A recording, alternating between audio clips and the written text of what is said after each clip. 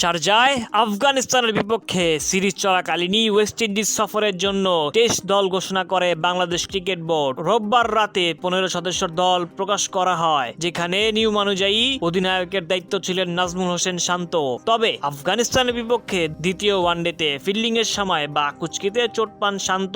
সেই চোটেই শেষ ম্যাচেও খেলতে পারেননি তিনি। এরপর বিসিবি জানিয়েছিল ওয়েস্ট ইন্ডিজের বিপক্ষে টেস্ট সিরিজ থেকেও ছিটকে গেছেন তিনি। শান্তকে বাদ দিয়েই ওয়েস্ট ইন্ডিজের বিপক্ষে টেস্ট সিরিজের দল দিয়েছে বিসিবি। মঙ্গলবার সংস্থাটি জানিয়েছে শান্তর বিকল্প হিসেবে ওয়েস্ট ইন্ডিজ সফরে যাচ্ছেন শাহাদাত হোসেন দীপু।